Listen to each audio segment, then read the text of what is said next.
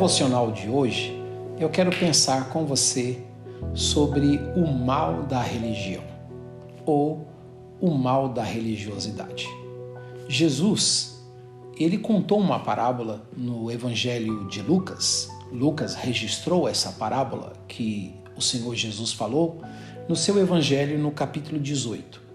E ele começa dizendo, no versículo de número 9, sobre aquelas pessoas que confiavam em si mesmas e que se julgavam justas diante dos outros.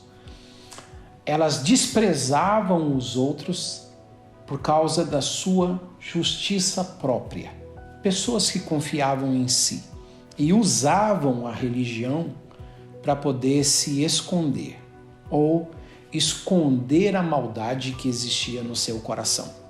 Então a parábola de Jesus é que duas pessoas subiram ao templo para orar.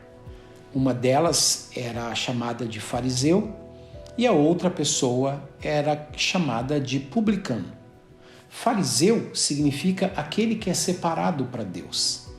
Publicano, em todo o Novo Testamento, nos Evangelhos, você vai ver que a conotação é como se fosse um pecador. Ele era um cobrador de impostos.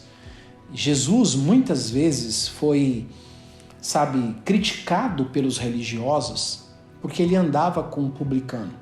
E as pessoas religiosas não gostavam dos publicanos porque eles cobravam impostos de forma indevida e por isso estavam na classe de grandes pecadores. Então Jesus está dizendo que esses dois homens subiram ao templo. Esse que confiava em si mesmo e se considerava justo, desprezando os outros, Jesus vai dizer que ele se coloca de pé e que ele ora de si para si mesmo.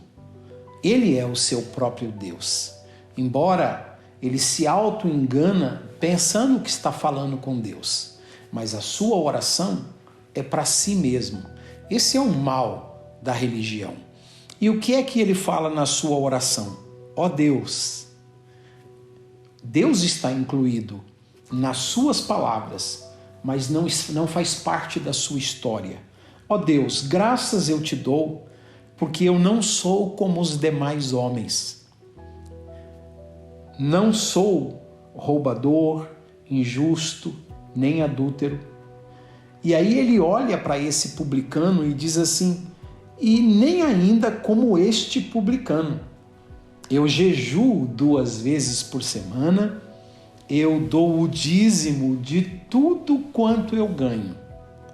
Esse homem seria aceito, disputado por muitos líderes religiosos hoje. Qual é o líder de uma religião que não gostaria de um homem que ora várias vezes por dia, que jejua 2 vezes por semana e que ainda dá o dízimo de tudo quanto ganha? Muitos brigariam para ter um membro assim, mas ele não serve para ser membro do reino de Deus, da comunidade daqueles que foram tocados pela graça de Deus. A sua oração é uma oração de que ele se sente justo, não porque ele está perto de Deus. Ele se sente justo não porque está andando com Deus. Ele se sente justo porque está olhando para pessoas, entre aspas, que fazem coisas que ele não faz, que fazem coisas piores do que o que ele está praticando. É uma justiça própria. Ele se sente santo não porque está perto de Deus, mas porque está olhando para pessoas que vivem no pecado.